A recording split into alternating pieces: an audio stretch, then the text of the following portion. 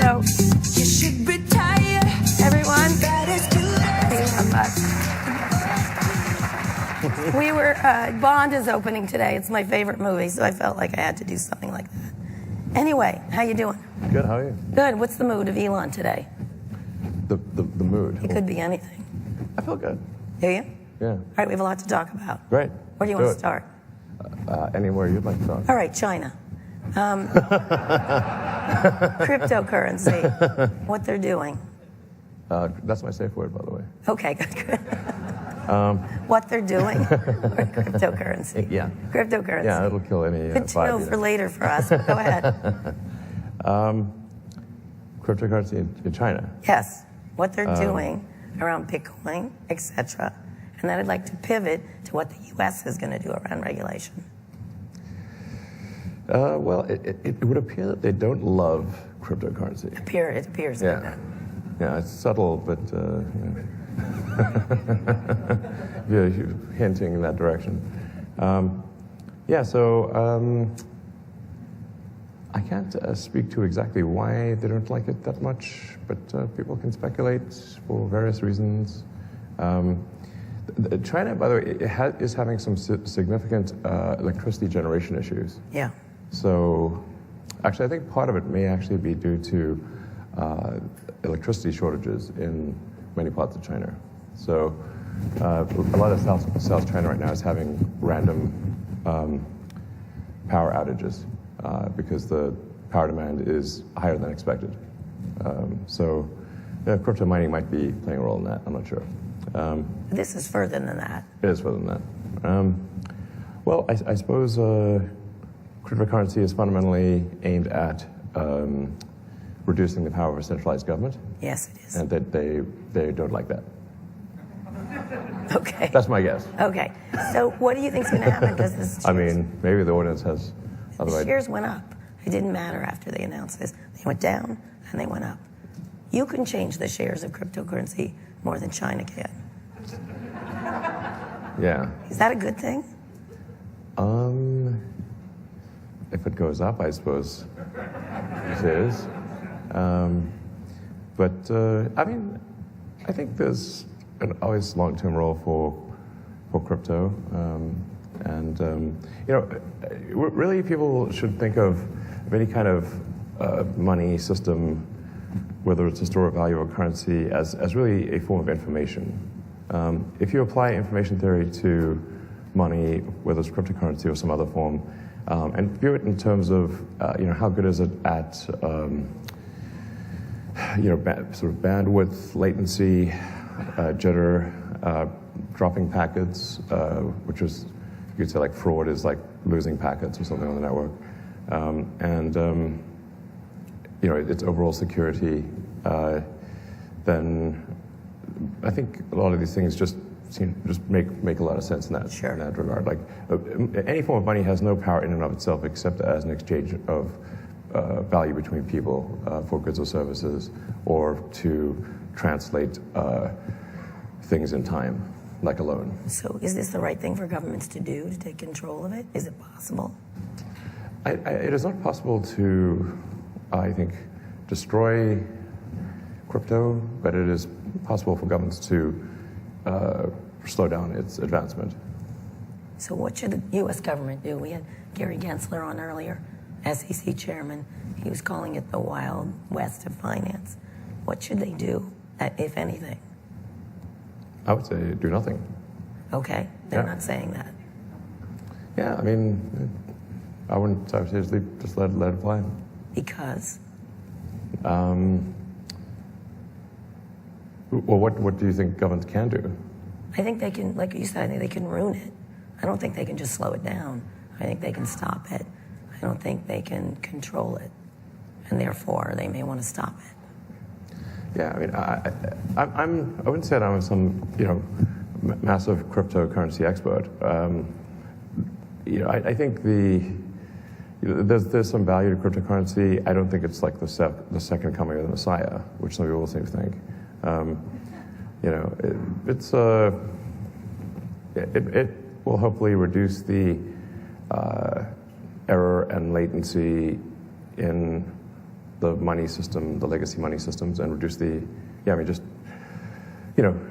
have a habit of editing the money database, which is like probably some ancient mainframe somewhere in Virginia running COBOL, FY. It's kind of bleak to think about that.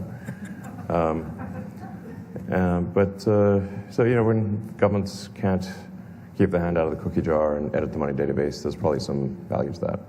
Okay, so what are you're saying you're not an expert, but you spend a lot of time tweeting about it. Now, you tweet about a lot of things. We'll get to that in a minute. But why is that, why, that's true. Why is that of interest to you, crypto? Because you become, I wouldn't say the crypto messiah, but you're close. Crypto messiah. That's going to be a Oh, no. I mostly don't tweet about crypto. This is a minority of small number of tweets. Okay. So,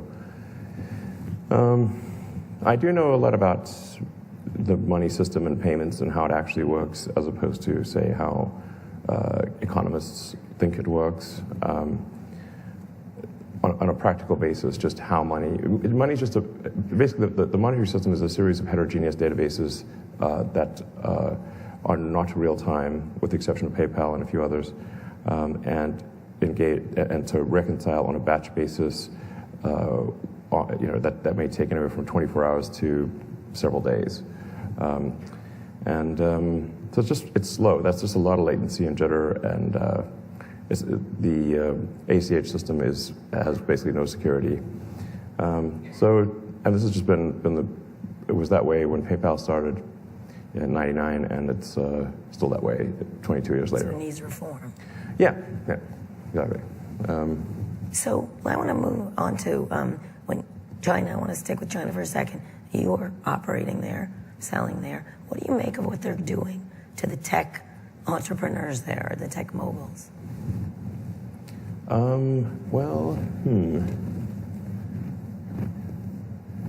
Where is Jack Ma? Where is Jack Ma? Do you know? No, I was curious. You have some means to find out, I'm guessing. Maybe. I don't know. I think there are some changes afoot in China. I think part of this may be actually COVID related, in the sense that it's been quite difficult to have in-person meetings in China, and China really runs, the whole system is set up to run on the basis of in-person meetings. And the absence of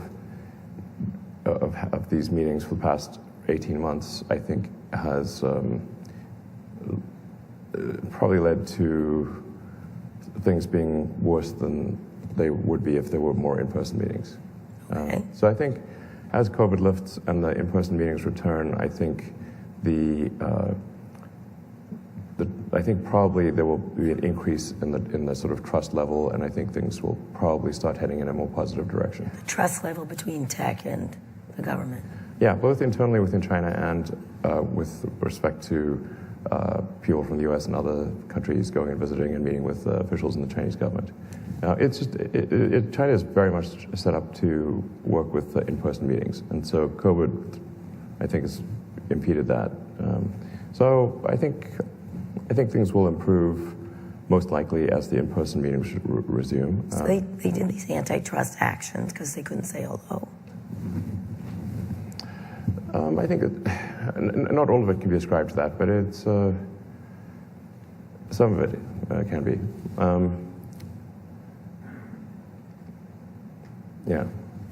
We'll see. I suspect things will improve next year because of just more interaction. Are you nervous about what you're doing there? It's a big market for you. You operate there.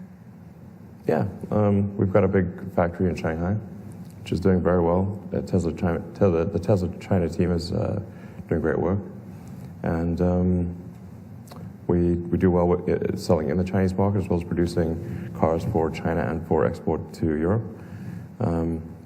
So overall, things are going pretty well, frankly. You're not worried about U.S.-China relations? I don't. It's not. No, not especially right now. Not especially. All right. So let's talk about space. You had a recent space.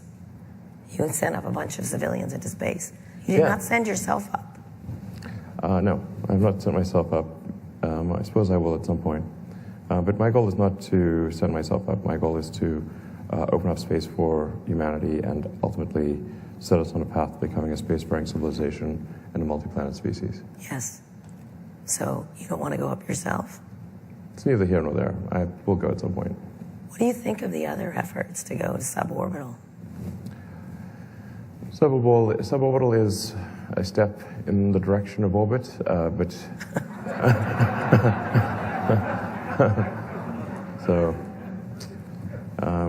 but just to put things into perspective, you need about 100 times more energy to get to orbit versus suborbit. And then to get back from orbit, you need to burn off that energy. So you need a heavy-duty heat shield because you're coming in like a meteor. Yes. So like orbit is roughly 2 orders of magnitude more difficult than suborbit. But it's still, good to do something in space. What did you think watching those, both Richard Branson and Jeff Bezos doing that? I thought it was cool that they're spending money on the advancement of space. I think humanity wants to be, should want to be a spacefaring civilization and out there among the stars. And we really want, all these things that we see in science fiction movies and books, we want those to be real one day, not always fiction. Right. So I think it's good that people are spending their money advancing space technology. So last time we talked, we didn't talk a lot about space. We talked about a whole bunch. We talked about meat flaps, which was Elon's word for speaking. We're flapping our... Yeah, slow tonal wheezing. Yes, that's right. When I sound like it right now. That's what we sound like to a computer. Right. Like whale sound, slow down. Yeah. So we didn't talk about space. So let's talk a little bit about where you think you've advanced with what you're doing. Because I think you're probably the most fast forward of all these efforts. Yeah, so with respect to SpaceX, let's see. There's two, besides orbital human spaceflight and providing transport for NASA of astronauts and cargo to and from the space station, which we've been doing for a while now, over a decade.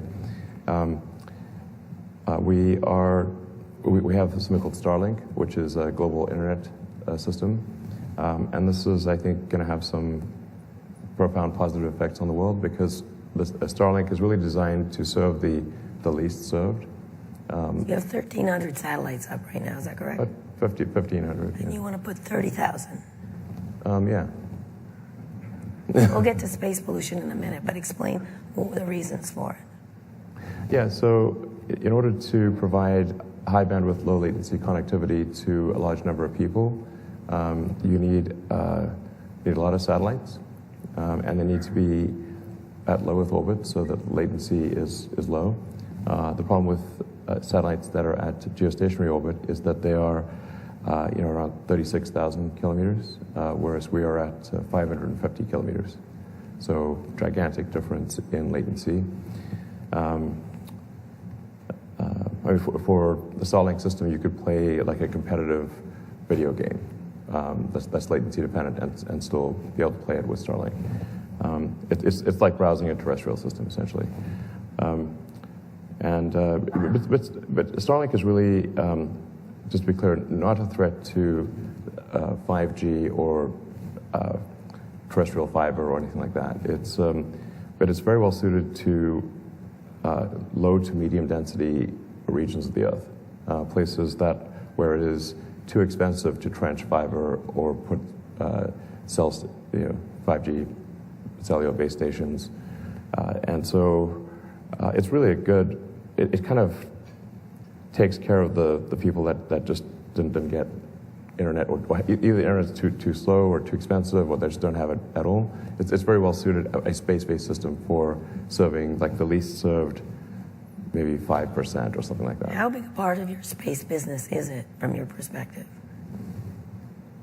I mean, I think it's quite significant in that the launch side of things, just launching other people's satellites and serving the space station, probably tops out around $3 or $4 billion a year of revenue, whereas if we can get to say 3% of global internet traffic, then that's roughly $1 trillion a year business. Then we can increase our revenue by an order of magnitude to more like 30 billion or something like that, and then we can use the proceeds from that to develop the rocket technology necessary to get humanity to Mars and to the Moon and elsewhere in the solar system.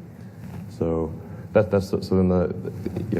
think Starlink is good in and of itself for providing, like I said, providing internet access to the least served in the world. I think it's a fundamentally good thing in that respect, and also offering a little bit of competition in the cities. Although Starlink can really maybe serve less than 5% of people in a city. It's just because of the way the spot beams from space are very big. So anyway, it's a very nice complement and a necessary complement to 5G and fiber. And like I said, it'll provide a revenue stream for us to develop our next generation rocket, which is Starship. With Starship, we're trying to achieve a fundamental breakthrough that is the holy grail of rocketry. That is to have a fully reusable orbital rocket. This is extremely fundamental. With Falcon 9, we have a mostly reusable rocket. Which you recently proved it landed, correct? We've been landing for quite a while now, but so in fact, a number of our boosters are on their 10th reflight.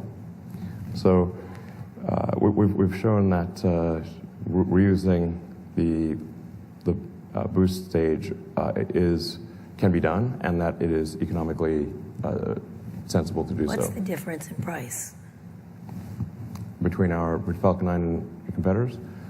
In using a reusable rocket? Oh yeah, sure. It's really gigantic. With Falcon 9, we still have to lose the upper stage.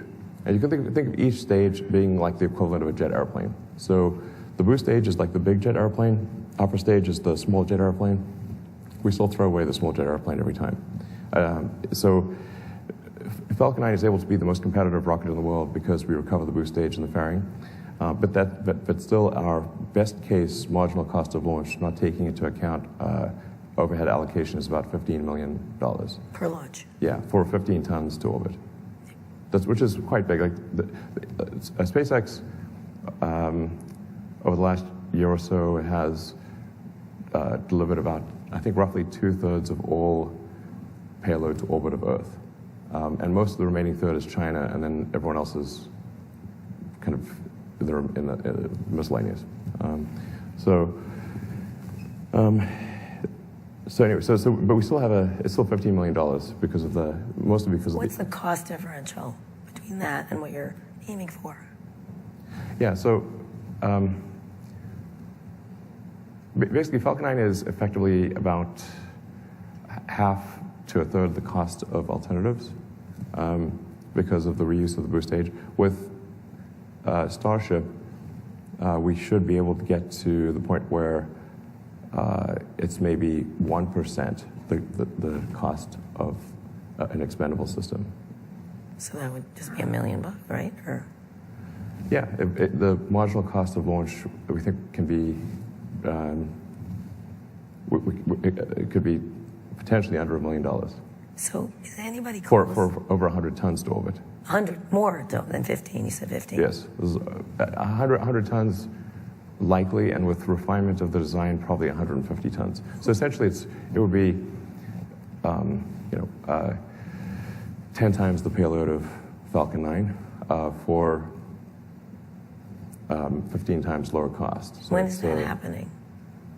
100-fold better. It's really profound. Essentially, with Starship, it is possible to make the economics close for creating a self-sustaining city on Mars and a base on the Moon for those who want to go there. So it's really very, very profound development. And that's what I'm spending most of my time on, is driving the development of Starship. Starship, so you can go to Mars, or you want civilization on Mars? Civilization on Mars. So what's first, the moon base or moon base first, correct? I mean, the moon is close, so we might as well. Okay. Yeah. You might as well. It's practically right there, you know. Excuse me. So you got a contract with the Defense Department to do a lunar lander. From NASA. From NASA, which is being disputed by Jeff Bezos. Yes. How do you feel about that? Well, I think I've expressed my thoughts on that front. I think he should put more of his energy into getting to orbit than lawsuits. You cannot sue your way to the moon. Okay. No matter how good your lawyers are. Yeah. So why isn't he doing that? I don't know. I also like to make fun of his rocket. Y'all make fun of each other's rockets. I think it does have, it could be a different shape, potentially. You know. Could you explain from a technological point of view why it's that shape? Well, if you are only going to doing suborbital, then your rocket can be sort of shorter, yes.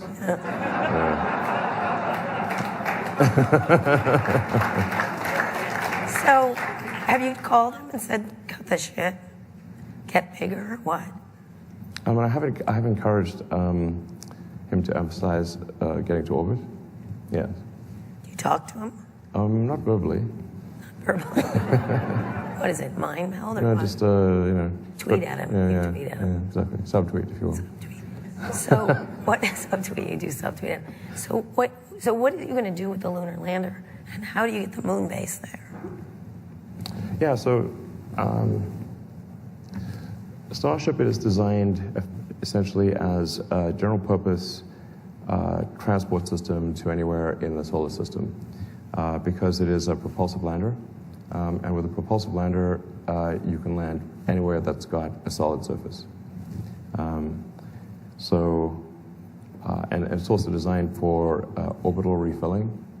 So you can get the Starship to orbit and then send tanker flights to refill it so that it has tremendous delta velocity. Basically, it can go very far from Earth orbit because you can refill propellant. The moon base is important because? Well, I think the moon base, certainly there's like a lot we could learn scientifically if we had a proper laboratory on the moon about the nature of the universe and, where we all came from and the early history of Earth and that kind of thing. Yeah, we have a science station in Antarctica, and we're still learning a lot from, our activities in Antarctica, and I think we could learn even more on the moon. So there's a lot of value, I think, to having and I think it'd be just freaking cool. I mean, come on. It's like, we got to, humanity, you got to represent here for humanity. Just have a base on the moon. I think everyone would be like, yeah, hell yeah, we got a base on the moon. That's cool. Yeah. For tourism? What do you think? No, so the science. I think like a lot could be learned if you've got a sort of a science station on the moon, like we've got a science station in Antarctica and many other places. I think there is value that shouldn't be denigrated for people who want to experience going to orbit or going to the moon. When they do so, I think to some degree vicariously we all go with them. When in the Apollo program, when they landed on the moon, it was just a handful of individuals on the moon, but we all went with them vicariously. Humanity went with them. Like if you did a poll of people on Earth and said, "Tell me, what do you think is humanity's greatest achievement of maybe ever?" It's like landing on the moon.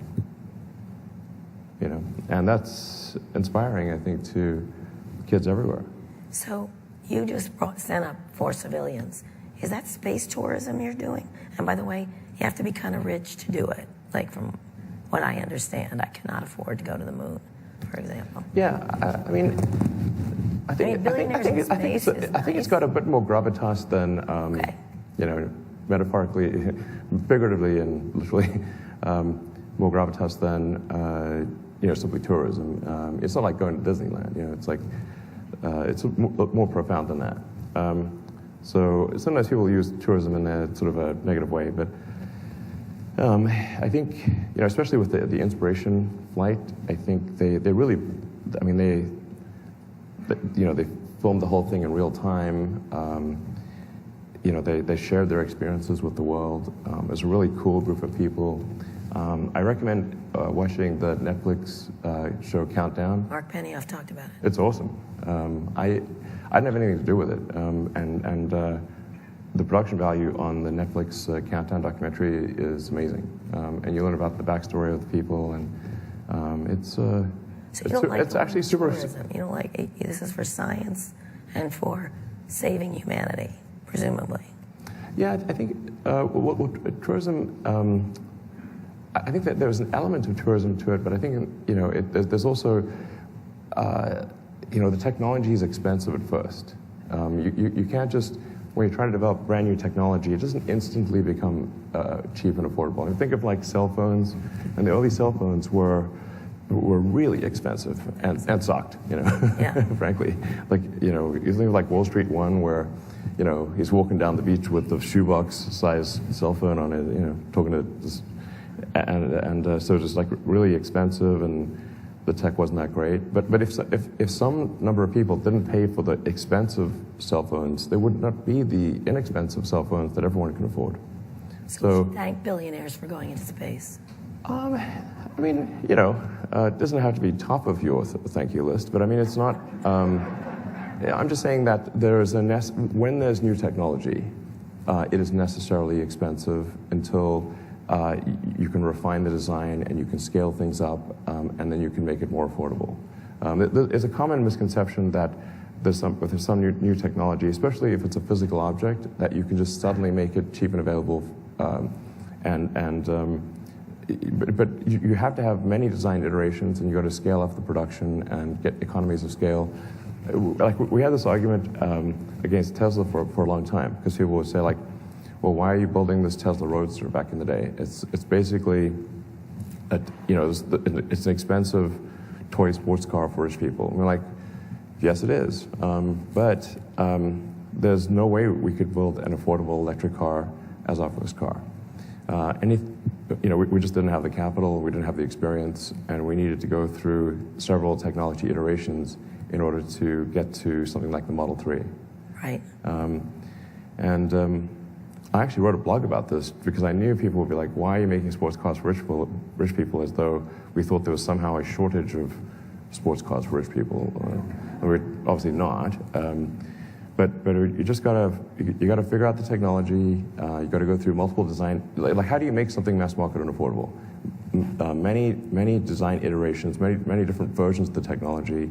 A lot of hard work, and then you've got to scale up the production rate so you get economies of scale. And those two things are what make any given technology available to the public. And basically, every technology that we take for granted today has gone through that So the idea evolution. of getting to Mars will be affordable someday? Yes, absolutely. It has to be. In order for Mars to be a self-sustaining civilization, it has to be affordable. When you say that, Enough people need to go, Why do you want people to go when you just keep saying that? Because you're worried about this planet?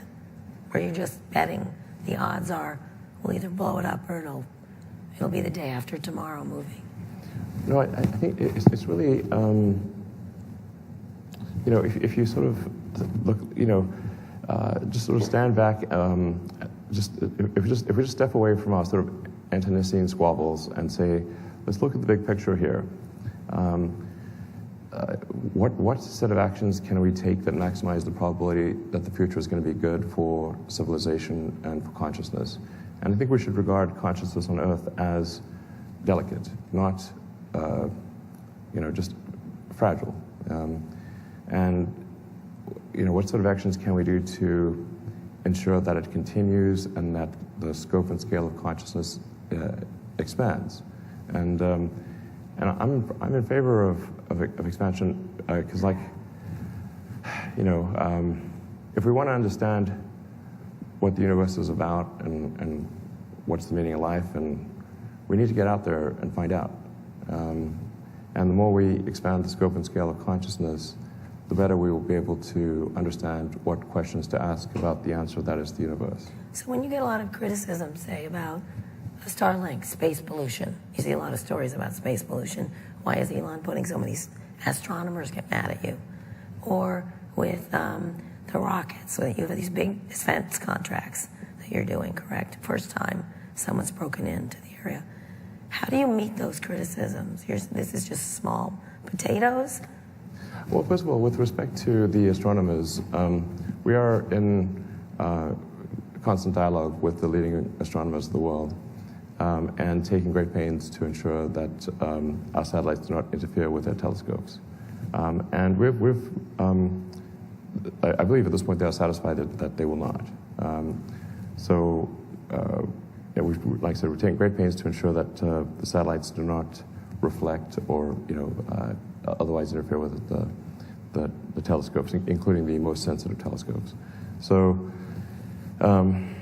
there may be a few sort of amateur astronomers who aren't happy, but the professional ones are satisfied that we're taking reasonable steps to ensure that we are not standing in the way of science, nor would we ever want to. And we're also looking at launching some new telescopes using Starship, because Starship's a much bigger vehicle. We can launch satellites that have 10 times the resolution of the Hubble, which would be great for science. In fact, there's an exciting program working with Sol Perlmutter at Berkeley on a big new space satellite, a space telescope, I should say.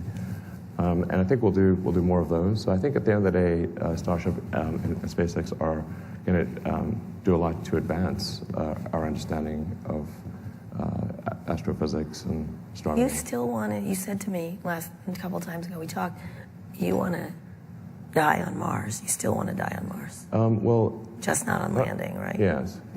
Yeah. It's not an impact. Right. Yeah. Well, that would be spectacular. Yes, but you wouldn't get to enjoy it much, just a second or so. Talking about maybe. a narrative for the rest of us. Yeah, no, I was just asked, do you want to die on Mars? And I was like, well, I suppose if you're going to pick Earth or Mars, and it'd be cool to be born on Earth and die on Mars. I'm not like trying to make a beeline to Mars and just dive or something. It's just that you got to pick one. You're going to die somewhere. Sure, Mars.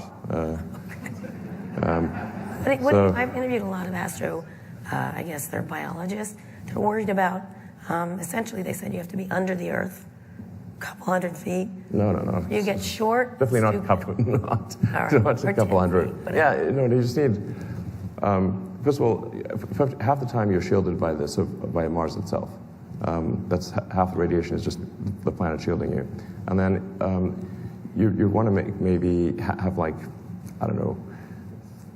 3 feet of dirt-ish on the roof, or just kind of a thick roof.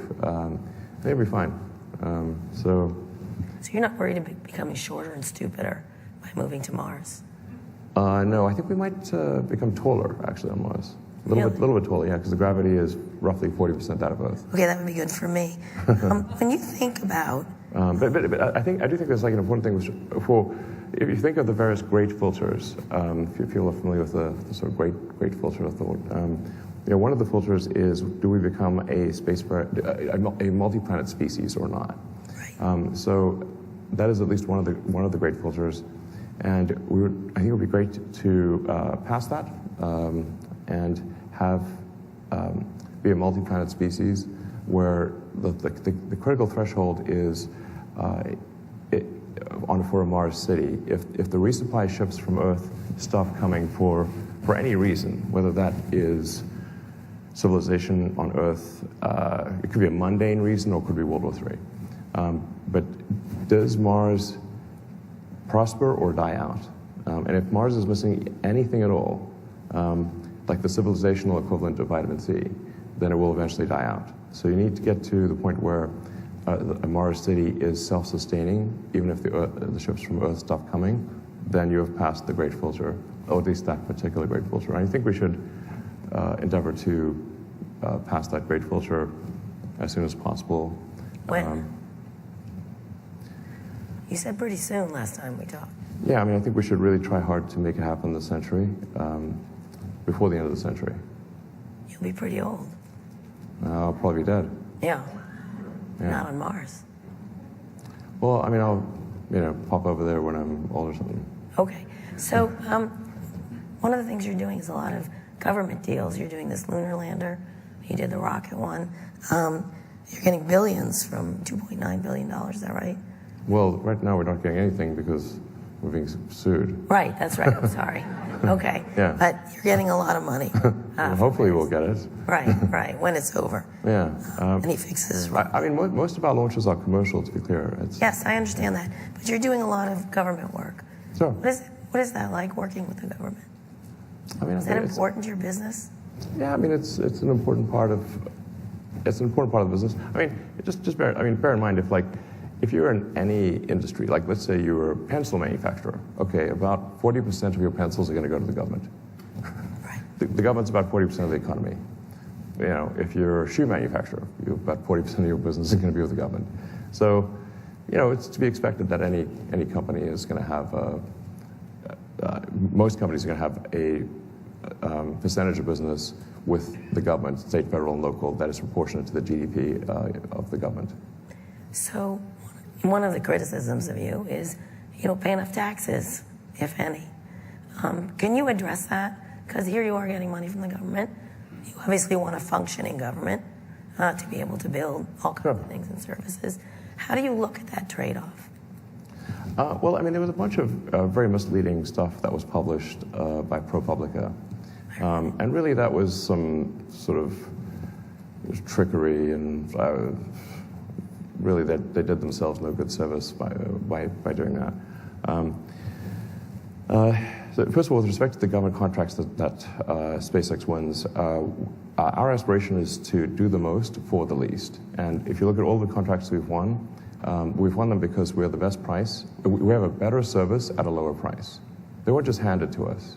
I don't think they were. That's not what I'm saying. The fact you called me and said we finally got in after years of sort of this backslapping, I think it's a great thing. That is a great thing. Absolutely. I mean, for the lunar lander, just taking that as one example, our bid was half the price of the Blue Origin Lockheed bid. Half. So for a vehicle that does basically 10 times more or 8 times more perhaps, our price was half. Okay. And NASA has a mandate to get back to the moon, so we saved taxpayers like $3 billion relative to that contract. So I think that's a good thing. With respect to my personal taxes, I don't actually draw a salary or anything. My cash compensation is basically zero. Which is a good thing, because income is a problem for most people, because they pay taxes on income. That was the whole point of the story, I think. Yeah. So I do have stock options that vest, and so in the years that I basically with Tesla and SpaceX, I just have not really bothered to sort of take money off the table, which is most people do. They sell some of their stock and they take money off the table. And for me, I just said, my money will be the sort of, it was the first in and it'll be the last out. The success of SpaceX and Tesla was far from assured, and there are many times when it looked like the companies would, and they skirted bankruptcy many times, but I never tried to take money off the table. And now this is trying to be turned around and made into a bad thing, and that's messed up. But when my stock options,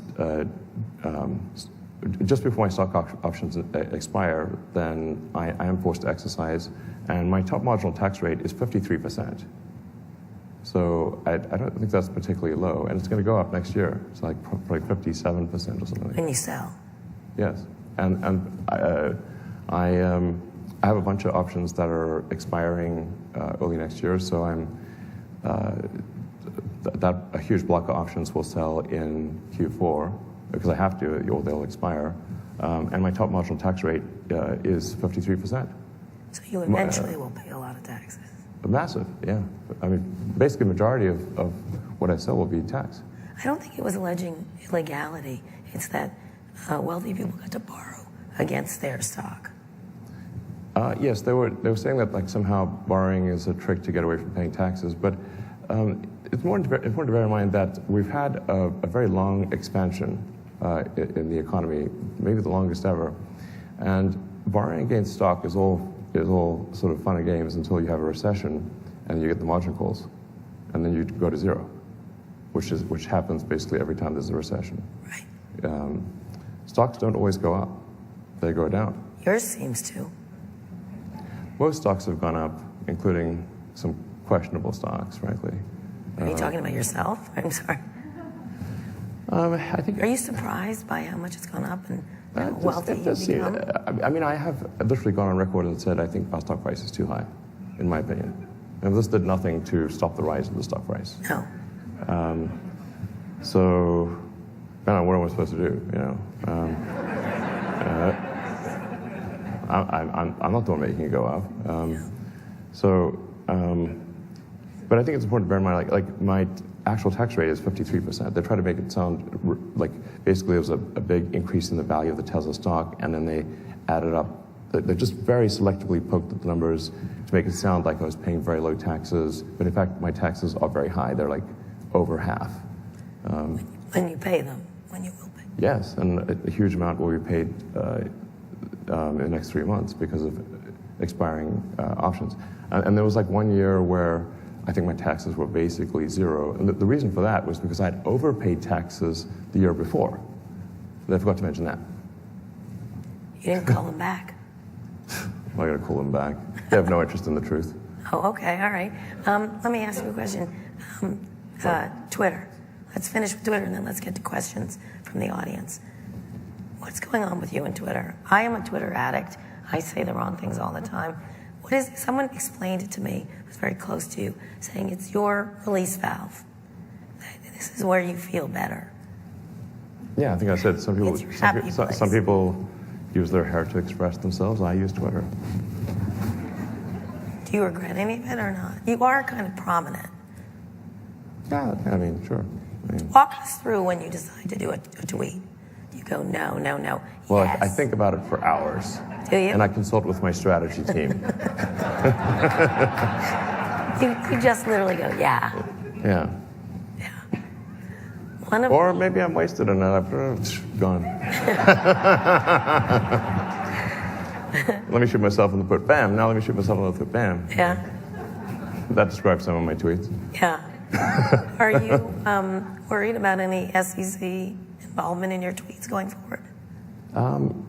What does that stand for again? I mean, I know the middle word is Elon's, but I can't remember the other two words. You need to answer me. You need to answer me. Are you worried they're going to say, Elon, stop fucking tweeting?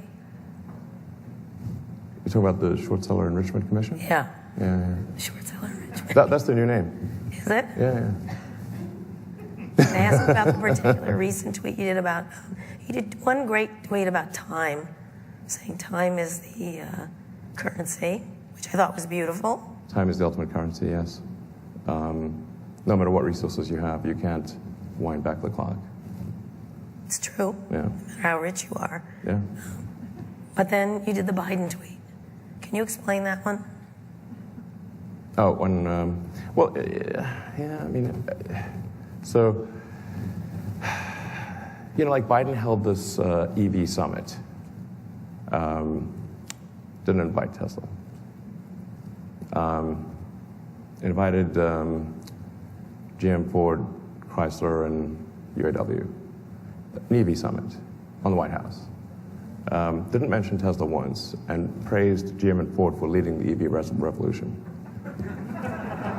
So you were pissed. Does this sound maybe a little biased or something? And then, you know, just not the friendliest administration. Well, yeah. Seems to be controlled by the unions, as far as I can tell. So Are you waiting to get Trump back? No. Who would you like to be president besides yourself? I would not want to be president at all. Sounds like no fun being president. What do you think is going to bring our country together, if at all? Moving to Mars, what? Well, I think if there was some moderate, sort of centrist president, then I think that would help. I think everyone just wants. I think most people want a president who is just a very competent, executive. Not too far left, not too far right, and everyone would be like. I think most people would prefer that. When it comes down to the election, you've got two choices. You're like, maybe you don't love either choice, but you got to pick one. Do you think that'll happen? Do I think there will be what? Centrist. I hope so. Yeah, I hope so. Are you That'd be worried nice. about democracy? I'm not super worried about democracy. Are you worried about democracy? A smidge. What concerns you? A lot of the dialogue is getting a little. I study propaganda. Oh yeah. It's worrisome. The fact that it can't happen here, it certainly can. I'm a Philip Roth kind of person. So. Yeah. But we're both having a lot of children, so we must believe in the future. Yes, children. We have 10 children between us, correct? I believe yes. You're slightly ahead, but you've got a rocket. Anyway. I do think there is. I think a lot of people think that there's too many people on the planet, but I think there's, in fact, too few, and that the possibly the single greatest risk to human civilization is the rapidly diminishing birth rate. And the facts are out there for anyone to look at. But a lot of people are still stuck with, Paul Ehrlich's book, Population Bomb. And it's like, that was a long time ago. That is not the case today. And there was a massive notch in demographics last year because the birth rate plummeted, and also this year. So more children. So, I mean, if no babies, no humanity. You got to come from somewhere. Okay, we're going to end on that. We're going to get questions from audience because there's a lot of great questions. Hey, Alana. I'm Ronan Levy from Field Trip. We spent a lot of time talking about outer space. Want to ask you about inner space, and the question specifically is, do you spend time thinking about humanity's somewhat destructive tendencies before sending people to Mars? And specifically, you've talked about the subject of DMT, and curious to know what role you think psychedelics may have in addressing some of the more destructive tendencies of humanity. We're going to talk about this tomorrow. Okay. Well, I think generally people should be open to psychedelics. Yeah. So, yeah, clearly it's a. I mean, yeah. A lot of people making laws are kind of from a different era. So I think as the new generation gets into political power, I think we will see greater receptivity to the benefits of psychedelics. Does humanity's tendencies right now concern you, like about before we go to Mars? I mean, humanity's tendencies, we are at a very peaceful moment in history. So, you've got to separate the sort of news headlines from the reality. I think, like Steven Pinker at Harvard has really pointed this out. Like, we're actually at the lowest violence per capita in human history. It may not seem like that, but objectively, those are the statistics. That's not to say there's no violence or there aren't things to be improved, but it's, it's actually quite good.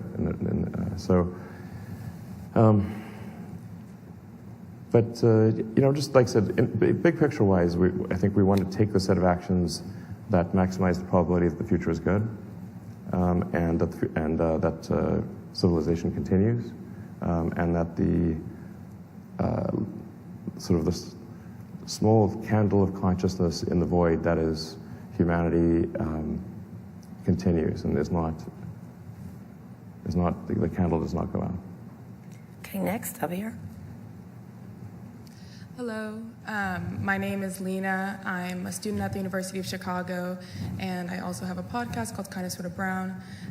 So my question centers a little bit what you talked about concerning that, you're building this world for not enough people yet, but the people that now are here. But concerning young people, how do you actually build infrastructure to make sure that you're not just building resources for people to be in Mars, but actually putting them in positions of power politically, or educating people who don't have access to learn about space, technology, etc.? How do you actually teach young people and bring them? And do you feel like that's your role, or is it your role to just build the spaceship to Mars? Well, our primary goal is to create the technology necessary to get people to Mars, in the absence of which, it's somewhat academic. So we don't want to get too distracted from our primary mission of we got to make it at least possible to go to Mars, and we want to do so as soon as possible, and make access to Mars as widely available as possible, as affordable as possible, so that if somebody wants to go, they can. So that's our primary mission. I mean, there are many good causes in the world, but we got to be careful that we do not try to take on too many. I mean, there are many noble missions, but we have to pick our battles and say, okay, let's just make sure we get this done, and because nobody else is doing it. And I mean, if SpaceX doesn't do it, I'm not sure how it will happen. I think this is at least right now, SpaceX is the only hope. So we've got to get this done, and it's far from done. I mean, we've got a long way to go. Yeah. Starlink, in terms of providing internet connectivity to people that really don't have it, or it's very expensive, I think will be helpful in empowering a lot of people who are disempowered today. So I think that's a good thing too. Right, next. Hi, Techno King. How do you respond to allegations? You call him that, Techno King? Yeah. Okay. That is my formal title. I filed that with the SEC. Got to be respectful, Kara. Yeah. Right. Okay. How do you respond to allegations that you're a living cybergenetic organism sent from the future to save us? And secondly, I can neither confirm nor deny that. He's good. And secondly, what do you think the probability is that general purpose blockchains that have greater utility will eclipse the value of like a finished product in Bitcoin? I'm not sure how to answer that last one. I think just generally public ledger stuff is good because I'm a fan of open source and just sunlight being a great disinfectant, and the less things occur in the dark, the better. It's sort of a cryptic. Basically, I mean, blockchains are it's a cryptographic ledger, an open, So I think that there's probably a lot of good things that can be done with that. So. The first question. I said I could neither confirm nor deny. Okay. Right here. Hey, Elon. Alex Heath with The Verge. The question's on the self-driving beta you guys are rolling out. Yeah. Curious why you're encouraging people to not share videos, making them sign NDAs. Just be curious to hear. No, I mean, there's a lot of videos being shared. But the NDAs. Pardon me? The NDAs for the full self-driving beta? I don't know. People don't seem to listen to the NDA. I mean, I'm not sure there's... I don't know why there's an NDA. We probably don't need it. And people just are ignoring it anyway, so I'm not sure it matters. All right.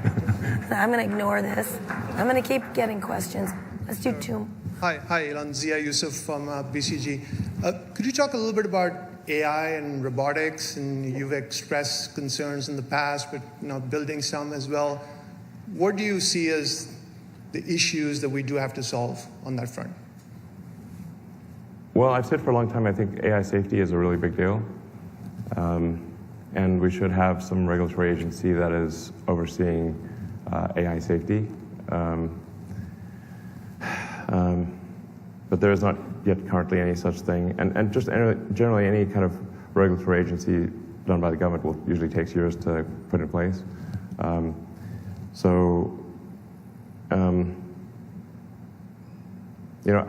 After the population collapse issue, I think AI safety is probably the second biggest threat to the future of civilization.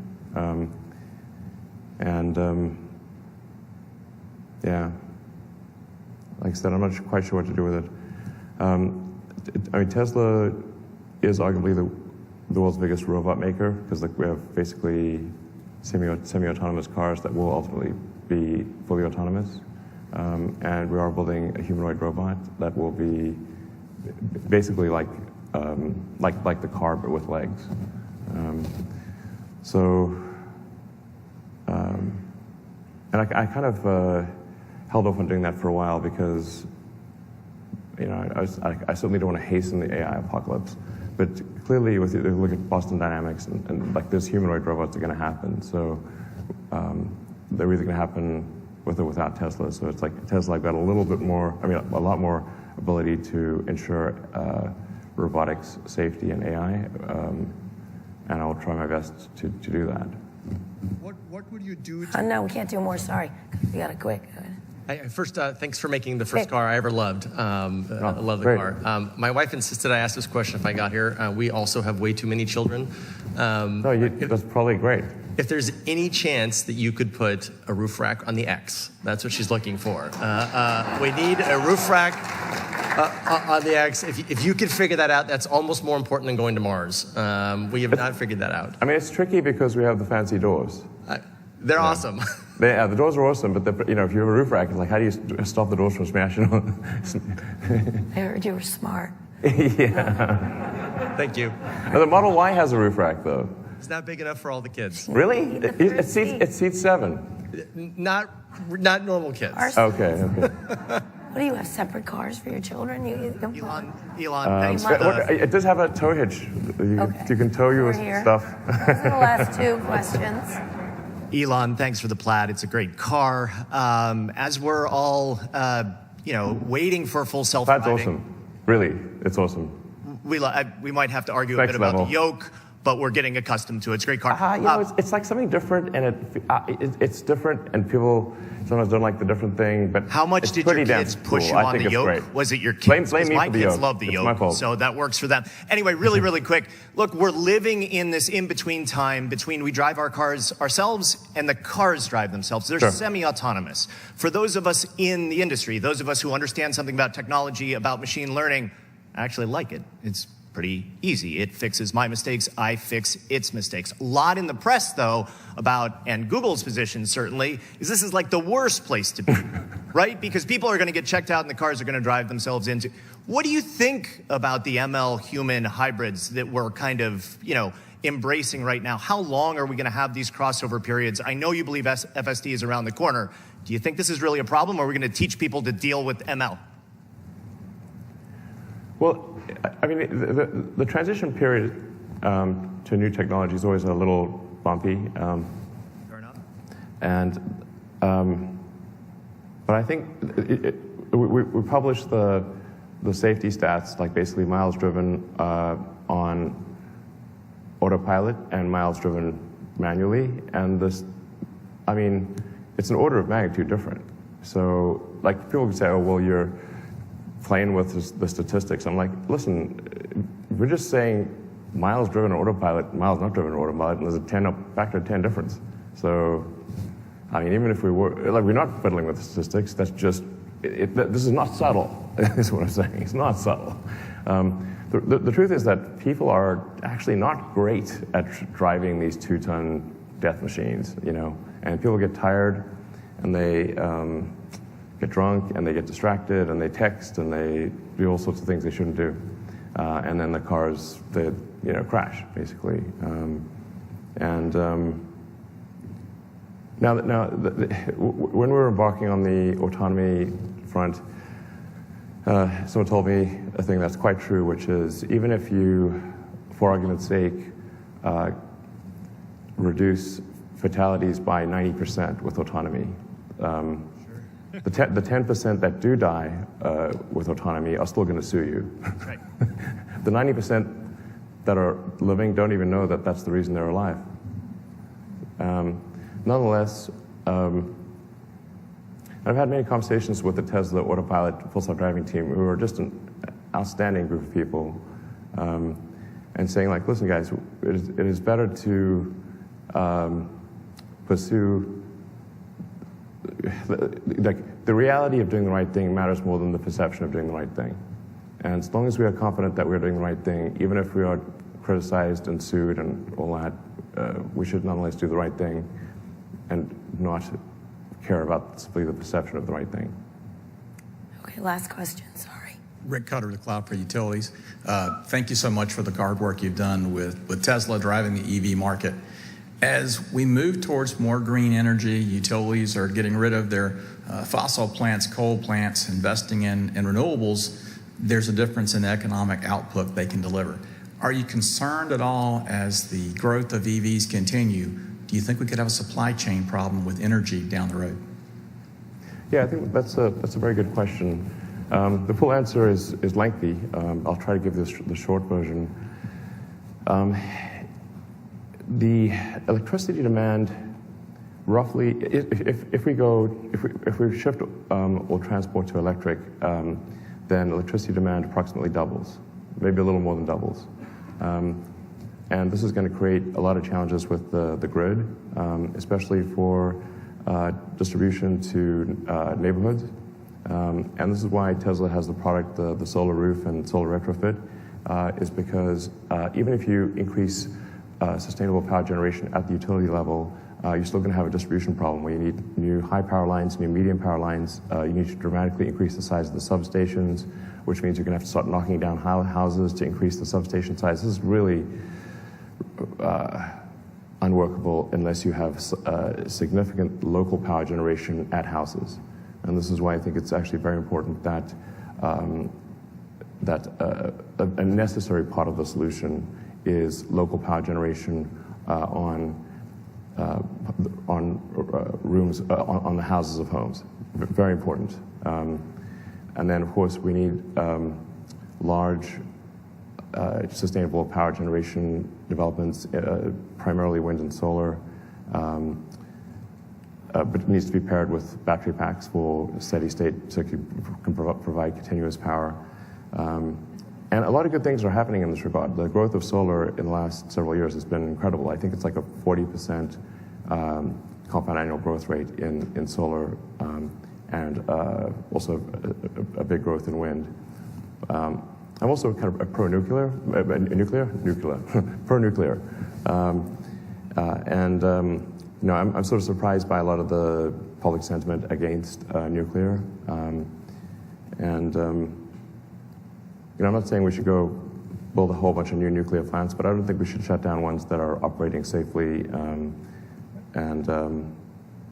But they did this in Germany, for example, and I think that was, and then had to create a whole bunch of coal power plants. I don't think that was the right decision, frankly. So,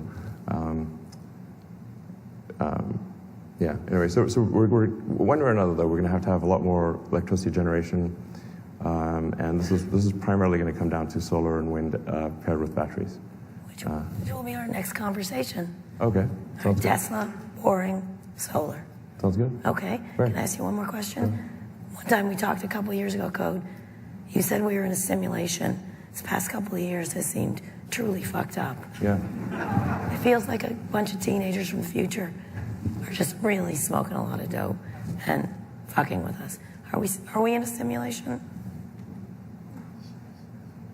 I mean, my heart says no, and my brain says yes. Elon Musk.